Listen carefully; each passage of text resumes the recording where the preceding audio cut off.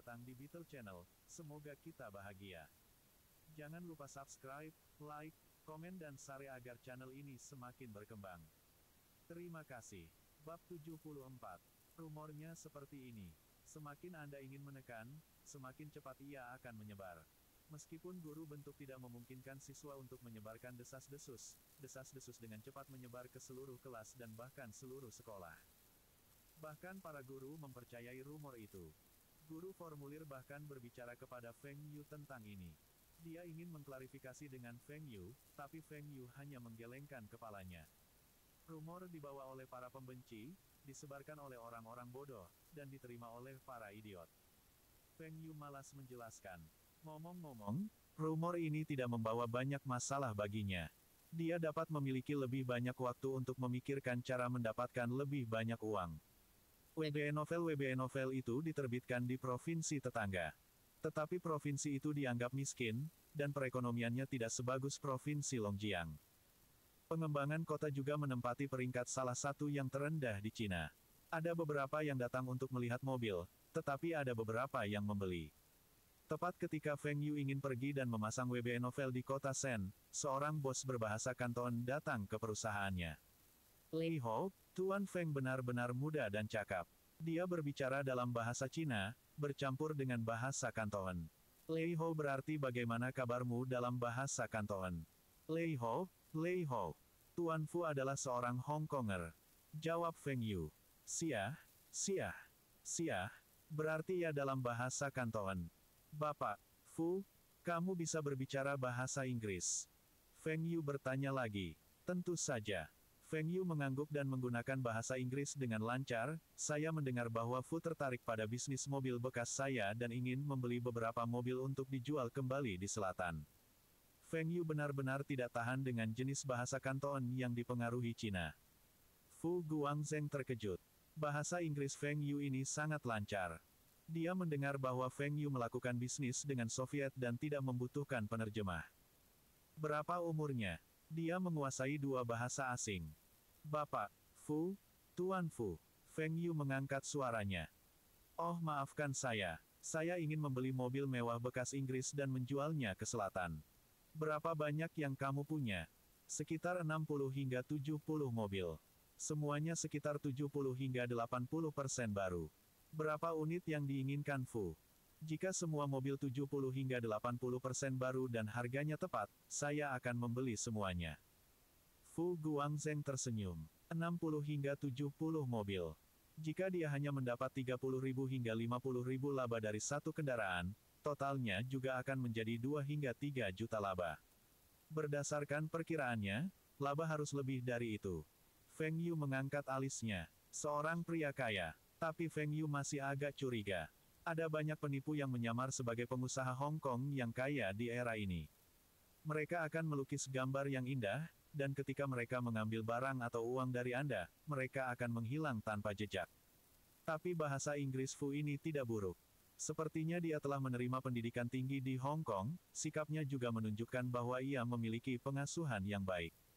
Dia tampaknya setidaknya 80% dapat dipercaya. Bapak, Fu benar-benar rela mengeluarkan uang. Tapi mobil saya tidak murah. Bahkan jika Anda membeli dalam jumlah besar, harga rata-rata juga akan menjadi jumlahnya. Feng Yu menjawab dan mengulurkan 4 jari. Fu Guangzheng tidak setuju atau tidak setuju tetapi bertanya, lalu kapan Anda bisa mengirimkan mobil kepada saya? Semua mobil harus diperbaharui. Tentu saja. Tapi saya tidak bertanggung jawab atas pengirimannya, dan Anda harus menyelesaikan sendiri dokumen-dokumennya. Jika mobil-mobil itu dijual di kota Bing, tidak mudah mendapatkan plat registrasi jika ada yang punya uang. Feng Yu telah membuatnya sangat jelas. Fu Guangzheng ragu-ragu sejenak dan mengangguk, saya mengerti. Lalu kapan Anda bisa mengirimkan mobil? Yang tercepat juga akan 2 bulan. Sekarang saya hanya memiliki sedikit lebih dari 10 mobil yang tersisa, dan kebanyakan dari mereka adalah mobil sport. Jika Anda menginginkan ini, saya bisa mengirimkannya kepada Anda sekarang. Feng Yu membawa Fu Guangzheng ke pabrik untuk melihat mobil. Fu Guangzheng mengamati setiap mobil.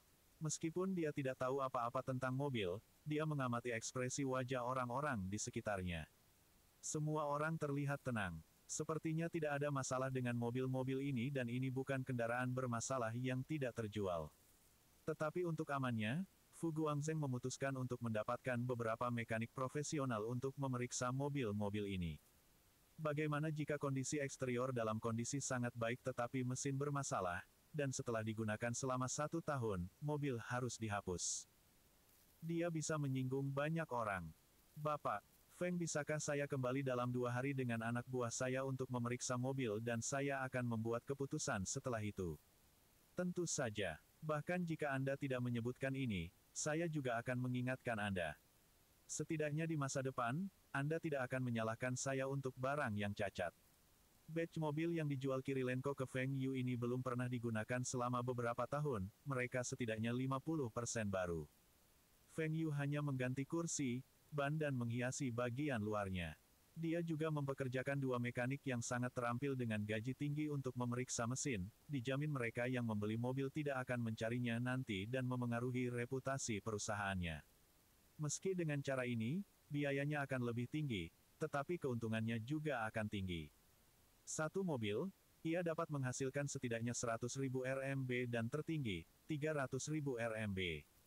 Mereka berdua sepakat, minggu depan, Fu Guangzheng akan membawa anak buahnya untuk memeriksa semua kendaraan, dan jika tidak ada masalah, ia akan melakukan pembayaran dan mengirim semua mobil ini pergi. Kembali di hotel, Fu Guangzheng menginstruksikan anak buahnya untuk mencari mekanik profesional, dan pada saat yang sama, dia meminta rumah-rumah tua dengan barang-barang antik. Awalnya, Fu Guangzheng melakukan perjalanan ini untuk mencari barang antik. Wilayah timur laut adalah pangkalan mancus. Pasti ada banyak barang bagus yang tertinggal. Jika dia bisa mendapatkan beberapa potong dan membawanya kembali ke Hong Kong, dia bisa mendapatkan omset 10 kali, atau bahkan lebih, jika dia menjualnya kembali. Dia mendengar bahwa wilayah timur laut, terutama kota Bing, sangat tertutup dan orang miskin. Buruk sampai mereka tidak mampu membeli pakaian dan tidak mampu makan. Tetapi ketika dia tiba di sini, dia memperhatikan bahwa ini tidak benar. Ada banyak pabrik di sini dan memiliki nuansa industri yang kuat. Meskipun standar hidup orang-orang di sini tidak tinggi, mereka tidak miskin sampai mereka tidak mampu makan.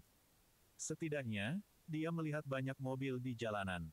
Tetapi jumlah kendaraan tidak bisa dibandingkan dengan kota-kota pesisir, pembangunan di sini harus dianggap lebih cepat daripada banyak kota pedalaman. Hal yang paling mengejutkannya adalah mobil sport Lotus merah yang ia lihat di jalanan. Mobil sport jenis ini mahal. Bahkan di Hong Kong, hanya generasi kedua yang super kaya yang akan membeli. Dia sendiri hanya mengendarai Toyota Crown. Keluarga Fu Guangzheng dianggap sebagai salah satu keluarga berpengaruh di Hong Kong. Ayahnya memiliki kekayaan bersih beberapa miliar. Paman pertamanya juga multimiliarder. Tapi sangat disayangkan bahwa Fu Guangzheng bukan putra tertua. Dia hanya bisa mendapatkan warisan puluhan juta di masa depan.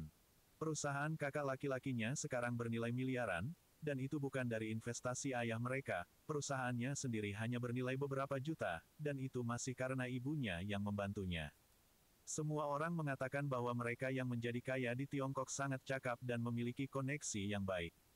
Beberapa tahun lagi, Hong Kong akan dikembalikan ke Cina, dan keluarganya khawatir perubahan kebijakan akan memengaruhi mereka. Karena itu, ayahnya telah menemukan cara untuk mengetahui dan membangun hubungan yang baik dengan para pejabat senior. Dia ingin melindungi bisnis keluarganya dan tidak terpengaruh oleh penyatuan kembali. Sejak muda, Fu Guangzheng diajari oleh ibunya untuk berteman dengan mereka yang akan dapat membantunya di masa depan. Bukankah pengemudi mobil sport Lotus ini orang seperti ini? Jika dia bisa berteman dengan pengemudi, maka posisinya di keluarganya akan naik. Tetapi setelah bertanya, bahwa pengemudi sports car adalah pria 40+ dan pria ini tidak sekuat yang dia kira. Dia hanya pengusaha yang menjual pakan ternak. Mobilnya juga mobil bekas dan biaya kurang dari 500.000 RMB. Fu Guangzheng tiba-tiba memikirkan cara untuk mendapatkan uang. Ada seseorang di kota Bing yang memiliki sarana untuk mendapatkan mobil mewah bekas. Dia telah tinggal di Guangzhou dan Shenzhen selama beberapa waktu. 500.000 RMB untuk Lotus, bahkan jika ada 100 mobil seperti ini, setelah pengiriman selesai, ia dapat menjualnya dalam waktu sebulan. Jika dia bisa mendapatkan pasokan yang stabil dari mobil-mobil ini, dia dapat menghasilkan uang dengan cepat. Dia juga ingin membuktikan kepada ayahnya bahwa kemampuannya tidak lebih buruk dari kakak laki-lakinya. Bab 75. Penjualan untuk mobil bekas mewah diselesaikan, dan Feng Yu dihidupkan kembali. Wu Zigang telah melakukan riset pasar dan memperhatikan bahwa mesin pertanian dan suku cadang yang diproduksi oleh Uni Soviet sangat populer di Cina. Mereka lebih tahan lama daripada Jepang tetapi lebih mahal. Ini terutama terjadi pada pemanen dan traktor. Mereka luar biasa tetapi tidak dijual dimanapun. Feng Yu berniat melakukan bisnis ini selama 6 bulan ke depan. Provinsi Longjiang adalah provinsi pertanian yang luas. Mengolah semua tanah dengan hewan tidak mungkin. Dia tidak yakin berapa biayanya untuk membawa mesin-mesin ini. Fu Guangzheng dan 2 mekanik tiba di Taihua Trading pada hari Minggu. Li Xiqiang dan salah satu mekanik bertemu dan terkejut. Mekanik ini adalah orang yang melakukan pengujian kendaraan untuk mereka. Feng Yu tidak menyembunyikan ini dari Fu Guangzheng dan memberitahunya langsung. Dia masih ingin menjual batch mobil berikutnya ke Fu Guangzheng, dan dia tidak bisa membiarkan yang terakhir merasa bahwa dia menipu dia. Fu Guangzheng tersenyum dan berkata tidak apa-apa. Dia tahu bahwa mekanik ini sedang melakukan pengujian untuk Taihua Trading dan dia sengaja membawanya untuk melihat apakah Taihua Trading akan bersekongkol dengan mekanik untuk menipu dia. Tetapi karena Feng Yu telah menjelaskan kepadanya, itu berarti bahwa Feng Yu tidak punya rencana untuk menipunya. Ini meningkatkan posisi Taihua Trading di dalam hatinya. Pengujian berjalan lancar. Semua kendaraan diuji pada sore hari. Pengujian terutama berfokus pada mesin, sasis, rem, dan akselerator. Sisanya tidak masalah. Fu Guangzheng puas dengan hasil tes. Dia menginginkan semua 18 kendaraan. Setelah dikurangi biaya transportasi, ia masih bisa mendapat untung lebih dari 50.000 RMB per kendaraan.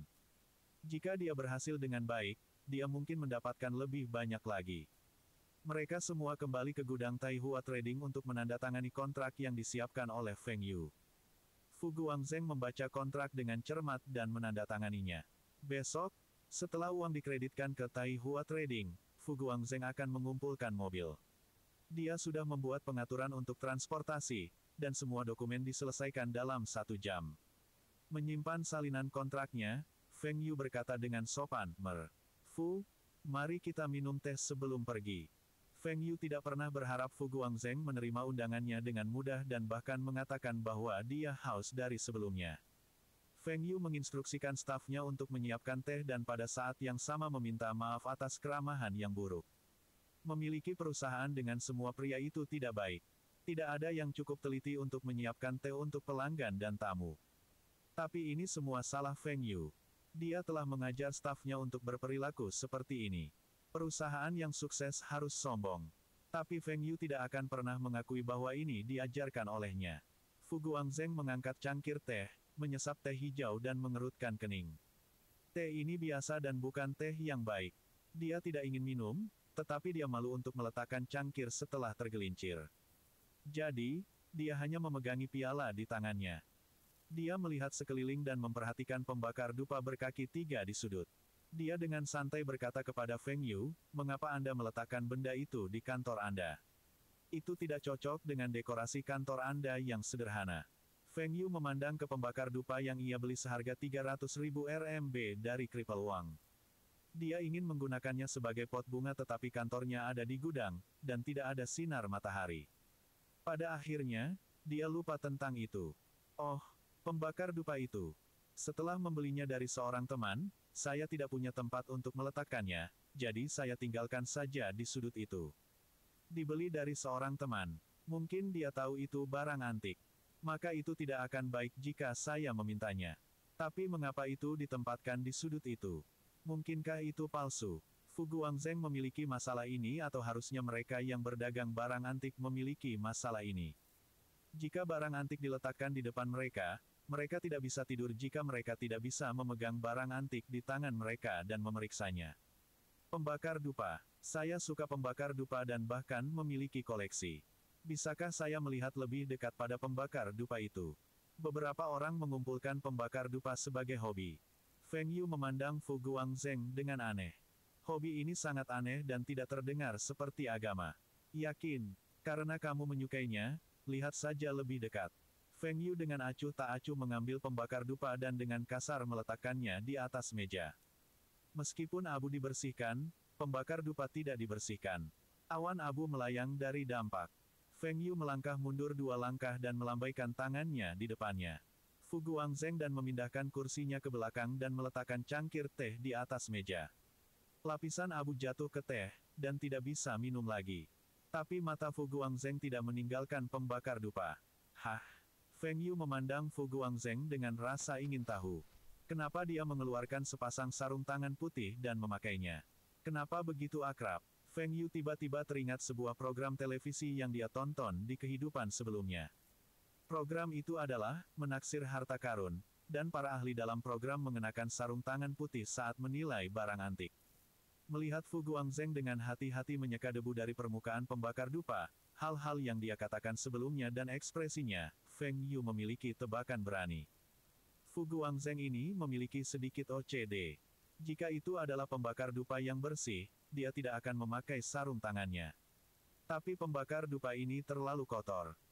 Dia tidak ingin mengotori tangannya, jadi dia mengenakan sarung tangannya. Dia pikir aktingnya tidak buruk. Mengumpulkan pembakar dupa, alasan ini sangat mengesankan. Orang-orang mengumpulkan segala macam hal aneh di dunia, dan Feng Yu ini seharusnya tidak curiga. Feng Yu tampaknya tidak terlalu memikirkan pembakar dupa ini karena ia meninggalkannya di sudut, bisa jadi dia memperlakukannya sebagai pembakar dupa biasa, atau dia pikir itu palsu. Fu Guangzheng melihat bentuk pembakar dupa, dan itu tampak seperti pembakar suande. Hanya ada sekitar 3.000 pembakar suande yang diproduksi selama dinasti Ming. Belakangan, banyak yang rusak atau hilang. Harga untuk pembakar ini menjadi semakin mahal. Jika pembakar ini asli, itu akan bernilai banyak uang. Fu Guangzheng hanya ingin menyeka pembakar bersih untuk melihat bahan dan warnanya sehingga ia dapat memiliki perkiraan kasar.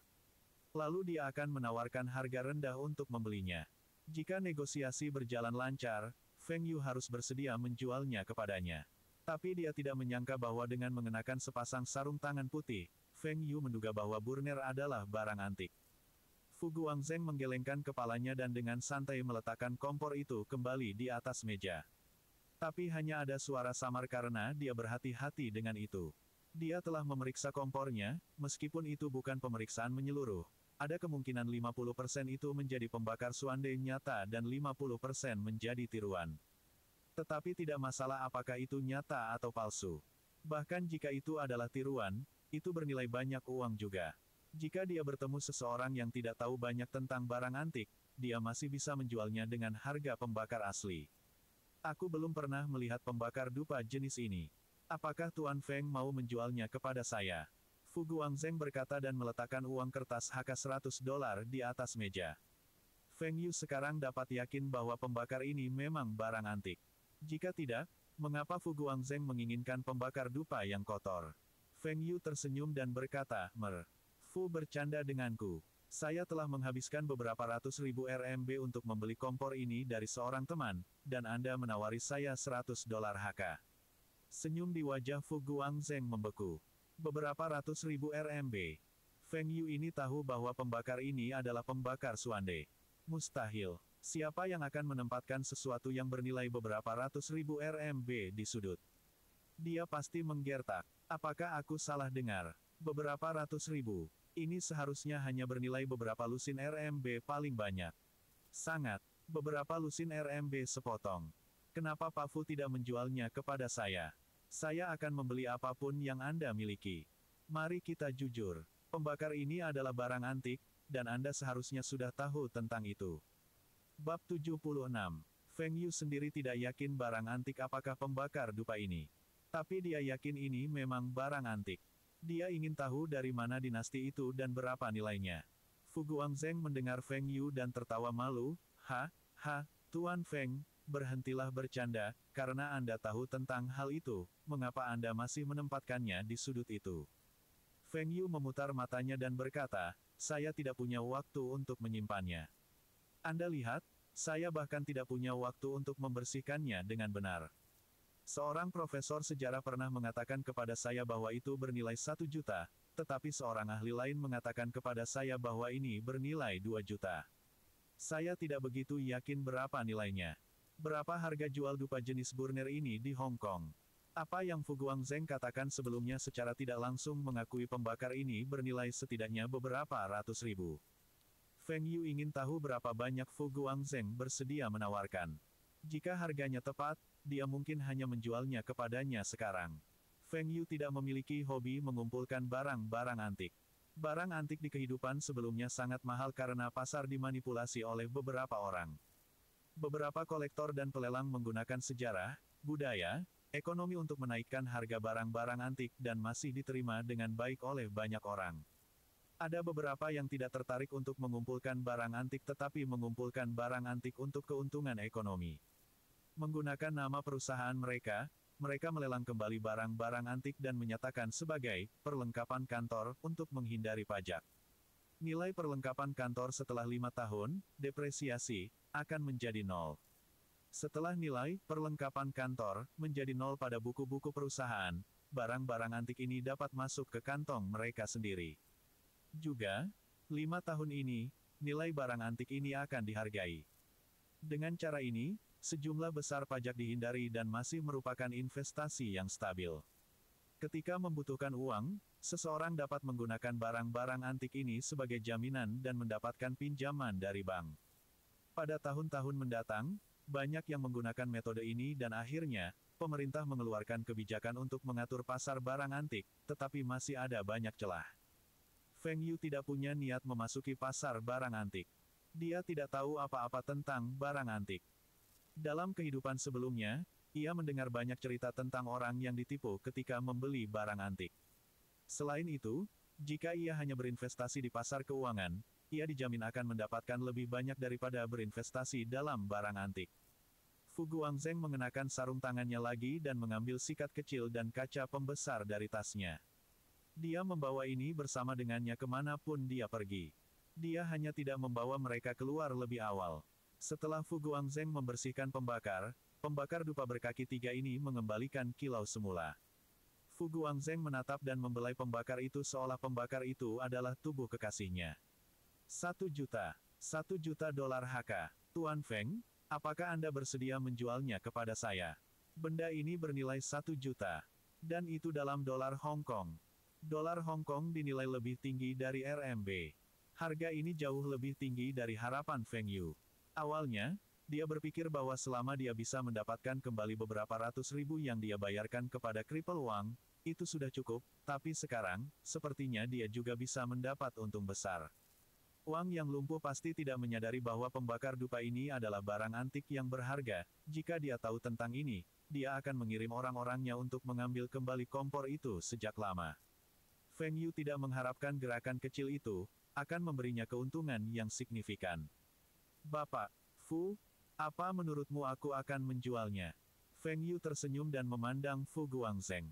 Feng Yu tidak akan menjual kompor ini kecuali Fu Guangzheng menawarkan 2 juta.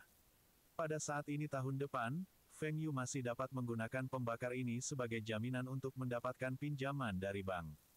Dia bisa mendapatkan setidaknya 5 juta pinjaman, dan dalam waktu 1 tahun, dia bisa mengubah 5 juta menjadi lebih dari 20 juta. Jika dia mendapat 1 juta sekarang, dia tidak bisa mengubahnya menjadi 5 juta dalam 5 tahun. Fu Guangzheng memiliki ekspresi kecewa di wajahnya. Sepertinya Feng Yu ingin menyimpannya untuk koleksinya sendiri. Jika dia menawarkan harga yang lebih tinggi, dia mungkin tidak akan mendapat untung. Bapak, Feng juga suka mengoleksi barang antik. Harta apa yang ada di koleksi Anda? Biarkan saya memeriksanya. Fu Guangzheng berkata sambil melepas sarung tangannya dan menyekat tangannya dengan sapu tangan. Feng Yu melambaikan tangannya, saya baru saja mulai dan tidak banyak koleksi. Anda tampaknya menjadi ahli barang antik. Anda pasti sudah mengumpulkan banyak barang bagus. Apa yang baru saja mulai dikumpulkan, dia bahkan tidak memulai. Tapi dia ingin tahu tentang perdagangan barang antik. Setidaknya dia merasa barang antik lebih baik daripada benda seni. Dalam kehidupan sebelumnya, karya seni sengaja diperdagangkan dengan harga tinggi untuk mendapatkan keuntungan dan beberapa digunakan untuk pencucian uang. Anda bisa membawa lukisan yang tidak berharga ke rumah lelang untuk dilelang. Kemudian Anda memberikan uang Anda ke pihak lain dan pihak ini akan menggunakan uang Anda untuk membeli lukisan Anda yang tidak berharga dengan harga tinggi. Dengan cara ini, uang Anda akan berasal dari sumber yang sah. Ada juga beberapa idiot yang secara membabi buta mengikuti tren dan membeli karya seni dengan harga tinggi. Pada akhirnya, mereka tidak dapat menjual karya seni ini dan mereka harus menelan pil pahit. Ketika Feng Yu mengatakan bahwa dia ingin melihat koleksi Fu Guangzheng memiliki ekspresi bangga di wajahnya. Meskipun dia tidak dianggap sebagai kolektor dan dia hanya melakukan ini untuk keuntungan, tetapi dia masih membuat jumlah yang besar tahun ini. Dalam perjalanan ke kota Bing ini, ia telah mengunjungi beberapa rumah tua di dekatnya dan membeli beberapa barang antik. Di kamar hotelnya, Fu Guangzheng menunjukkan kepada Feng Yu koleksinya dari perjalanan ini. Botol tembakau, porselen, segel, liontin batu giok, jepit rambut, buku-buku kuno. Feng Yu memandang barang-barang ini sebentar dan merasa bahwa meskipun barang-barang ini cantik, dia pasti tidak akan membayar harga tinggi untuk mereka. Melihat penampilan Feng Yu yang tidak tertarik, Fu Guangzheng berkata dengan masam, barang-barang ini tidak bisa dibandingkan dengan pembakar suande Anda. Pembakar milikmu itu adalah pembakar suande otentik. Nilainya pasti akan terapresiasi beberapa kali lipat dalam waktu 2 tahun. Tapi saya masih bisa mendapatkan setidaknya 2 kali lipat keuntungan dari barang-barang ini ketika saya kembali ke Hong Kong. Ada begitu banyak orang yang mengumpulkan barang antik di Hong Kong. Di Hong Kong, tidak banyak. Tetapi ada banyak di Asia Tenggara. Feng Yu akhirnya mengerti.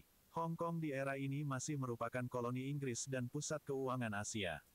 Ada lebih dari 100 miliarder Tiongkok dari Asia Tenggara saja. Orang-orang ini adalah orang-orang yang dapat mendorong harga beberapa kali. Bapak, Feng, apakah Anda tertarik untuk bergabung dengan saya dalam bisnis ini? Ini benar-benar tujuan Fu Guangzheng. Dia kekurangan modal dan tidak dapat meningkatkan operasinya. Feng Yu memiliki dana dan juga memiliki koneksi dengan Soviet. Jika dia bisa mendapatkan lukisan minyak atau sesuatu dari Eropa, itu pasti akan menguntungkan. Maaf, saya tidak tertarik dengan perdagangan ini. Saya membeli pembakar dupa itu untuk membantu seorang teman dengan kesulitan keuangannya. Fu, apakah Anda dari keluarga Fu Hong Kong? Feng Yu tiba-tiba bertanya. Kamu tahu tentang keluarga Fu? Tuan Feng pergi ke Hong Kong sebelumnya. Fu Guangzheng memandang Feng Yu dengan penasaran. Seseorang dari provinsi paling utara di China benar-benar tahu tentang keluarga Fu Hong Kong. Bagaimana dia tahu tentang ini? Saya mendengar dari seorang teman. Keluarga Fu adalah keluarga besar di Hong Kong. Setiap anggota keluarga adalah elit di kalangan atas Hong Kong. Generasi, Rong, apa yang ayahmu? Fu Guangzheng terkejut. Feng Yu bahkan tahu tentang senioritas keluarganya. Ini berarti bahwa Feng Yu sudah mengetahui latar belakangnya. Ayahku adalah Fu Rongjin. Feng Yu berpikir sebentar. Dia tidak memiliki kesan Fu Rongjin. Yang paling terkenal dari generasi, Rong, keluarga Fu sebanding dengan Superman Lee. Tapi orang itu jelas bukan Fu Rongjin. Feng Yu menunjukkan ekspresi terkejut, dan ini membuat Fu Guangzheng merasa bangga.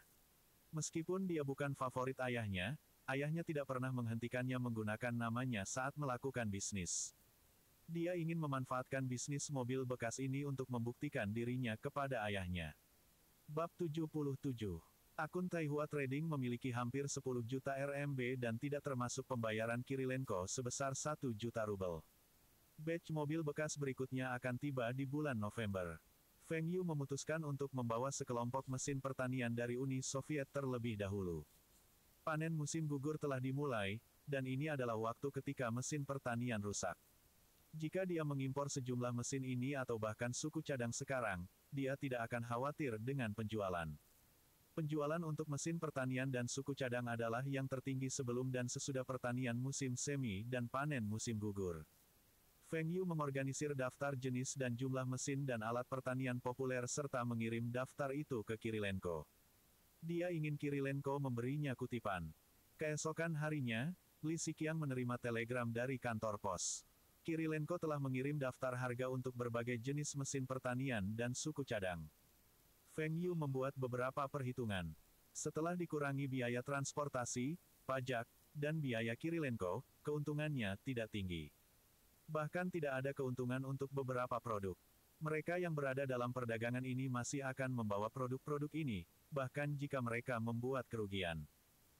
Ini karena mereka ingin memiliki berbagai macam produk.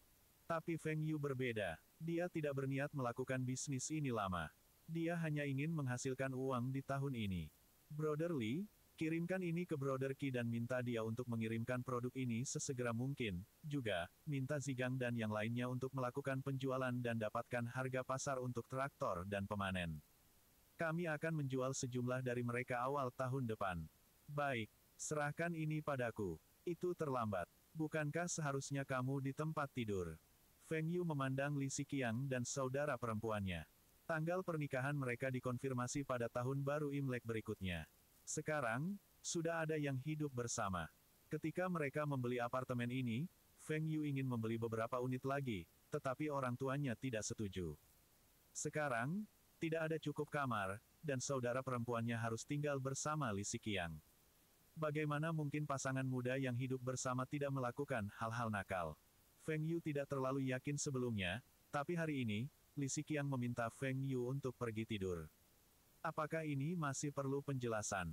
Feng Yu memandang Li Xiqiang dan dengan serius berkata, "Kakak Li, jika saudara perempuanku hamil sebelum kalian berdua menikah, ayahku mungkin tidak akan memukuli saudara perempuanku tetapi pasti akan membawa senapan untuk berbicara denganmu." Batuk, apa yang kamu katakan?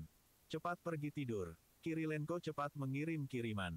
Di Uni Soviet, ada stok mesin dan bagian pertanian ini. Kirilenko bisa mendapatkan barang-barang di daftar dengan cepat dan mengirim ke Feng Yu.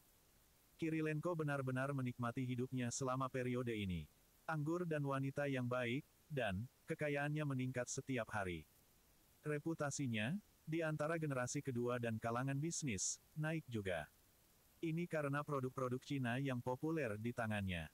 Namun, bisnis ini adalah kemitraan, dan dia hanya salah satu pemegang saham. Kalau saja dia memiliki bisnis ini sendiri. Tetapi rekan-rekannya memiliki latar belakang yang kuat, dan dia tidak bisa mengabaikan mereka begitu saja. Aku di sini dulu. Saya harus memuat pertama. Omong kosong. Saya sudah menunggu di sini sejak tadi malam. Saya harus menjadi yang pertama. Nyah. Saya yang pertama menandatangani kontrak jadi saya yang pertama. Beberapa pedagang mesin pertanian berkerumun di sekitar stasiun pengiriman. Mereka ingin menjadi yang pertama memuat barang ke kendaraan mereka. Semakin awal mereka memuat, semakin awal mereka bisa menduduki pasar. Mereka tidak memisahkan pasar, dan mereka berencana untuk menjual produk-produk ini di wilayah orang lain. Bahkan ada beberapa dari kota yang sama. Yang lebih cepat akan menghasilkan lebih banyak uang. Berhenti berteriak. Apa yang kami katakan ketika Anda menandatangani kontrak? Mereka yang membayar lebih dulu akan dimuat terlebih dahulu. Mereka yang membayar nanti akan memuat nanti. Tuan Su, mengapa Anda bergegas? Trukmu belum datang. Melihat orang-orang ini berdebat, Li Xiqiang tidak punya pilihan selain untuk meningkatkan dan menjaga ketertiban. Untungnya, Tai Hua Trading terkenal dan berbeda dari perusahaan lain. Dari bos ke staf, semua orang sombong. Orang-orang ini mampu menjadi sombong karena produk-produk populer yang mereka jual, dan semua orang bergegas untuk membeli dari mereka. Mesin pertanian berkualitas baik dari Uni Soviet. Bahkan suku cadangnya lebih tahan lama dan lebih baik daripada yang diproduksi di dalam negeri. Setelah Li Xiqiang meneriaki mereka, orang-orang ini memuat truk mereka sesuai dengan waktu pembayaran mereka. Yang paling frustrasi dari mereka semua adalah Tuan Su. Dia adalah orang kedua yang melakukan pembayaran, tetapi dia tidak dapat menemukan truk apapun. Ketika tidak membutuhkan truk, Anda dapat melihat truk ini di mana-mana. Tetapi ketika ada kebutuhan untuk truk-truk ini tidak terlihat. Ketika orang ketiga mulai memuat, truknya belum tiba. Tidak ada pilihan. Truk yang disewanya baru saja kembali dari tempat lain dan belum selesai bongkar muat di lokasi lain. Setelah sekolah, Feng Yu pergi ke stasiun pengiriman dan melihat pemuatan hampir selesai. Kakak Li, ada apa? Li Xiqiang berkata dengan penuh semangat, Xiao Yu, kami telah menjual segalanya. Barang-barang ini sangat populer. Uang itu dimasukkan ke dalam rekening perusahaan. Lebih dari 4 juta RMB. Li Xiqiang menutup mulutnya dan membisikkan kalimat terakhir kepada Feng Yu. Harga untuk barang-barang ini ditentukan oleh Feng Yu. Tapi Li Xiqiang adalah orang yang menandatangani kontrak dan mengumpulkan pembayaran. Feng Yu hanya tahu bahwa Li Xiqiang sangat sibuk kemarin dan pulang terlambat. Dia tidak punya waktu untuk bertanya padanya kemarin, dia terkejut bahwa semuanya dijual ketika dia datang ke stasiun pengiriman. Pemuda ini benar-benar sesuatu. Mereka tidak bermimpi bahkan ketika mereka keluar melakukan penjualan. Harus memberi mereka lebih banyak hadiah bulan ini dan biarkan mereka tahu bahwa kerja keras mereka bukan sia-sia. Dengan cara ini, mereka akan bekerja lebih keras untuk perusahaan. Kemudian, Feng Yu mengetahui bahwa stafnya telah mendapatkan daftar dealer mesin dari pabrik motor. Mereka bahkan membeli daftar dealer dari pabrik lain di dalam dan di luar Bing City. Mereka mengunjungi dealer-dealer ini berdasarkan daftar dan dengan cara ini, menyelamatkan mereka banyak waktu. Masih ada banyak dealer yang belum mereka kunjungi. Jika mereka mengunjungi semua orang di daftar, tidak akan ada cukup barang untuk semua orang. Di era ini, pelanggan mendapat kesan bahwa barang-barang impor lebih baik dan jika produk itu diimpor dari Uni Soviet, itu bahkan akan lebih baik. Uni Soviet adalah negara industri besar, dan Cina menghasilkan traktor, mesin pertanian ditiru dari Uni Soviet. Produk-produk Uni Soviet ini lebih baik daripada produk dalam negeri, dan harganya masih rendah. Bagaimana para dealer ini kehilangan penawaran bagus seperti itu? Feng Yu tidak menyangka barang-barang ini begitu populer. Tampaknya dia terlalu konservatif ketika dia memesan hanya produk senilai 3 juta RMB. Dia segera menelepon Kirilenko dan memintanya untuk mengirimkan batch produk dengan cepat. Ada untung 30%. Kirilenko menjawab panggilan Feng Yu dan tersenyum, "Saya tahu barang-barang itu tidak cukup, tidakkah Anda memperhatikan harga yang saya kutip dari Anda? Anda bahkan tidak bisa mendapatkan harga ini di Uni Soviet. Saya sudah menyiapkan barang senilai 1 juta rubel untuk Anda. Yakinlah, batch ini pasti akan tiba di Bing City dalam 1 minggu. Barang-barang ini ditumpuk di beberapa pabrik dan tidak dapat dijual." Para pemimpin pabrik itu masih khawatir dan bertanya-tanya apa yang harus dilakukan dengan barang-barang itu. Kirilenko juga tanpa malu-malu. Dia mendekati para pemimpin pabrik ini dan memberitahu mereka bahwa tentara Soviet ingin mendukung sekutu mereka, Cina. Dia bahkan mendapat dokumen militer dengan segel merah. Pada akhirnya, ia menawarkan beberapa produk China sebagai gantinya dan mendapatkan barang-barang ini dengan harga murah. Secara total, ia hanya menghabiskan kurang dari 300.000 rubel untuk semuanya. Semua uang ini adalah milik Kirilenko. Dia telah meninggalkan mitranya dari kesepakatan ini. Dia adalah orang yang telah membangun saluran penjualan ini. Dia adalah orang yang paling banyak bekerja dan seharusnya mendapatkan lebih banyak uang.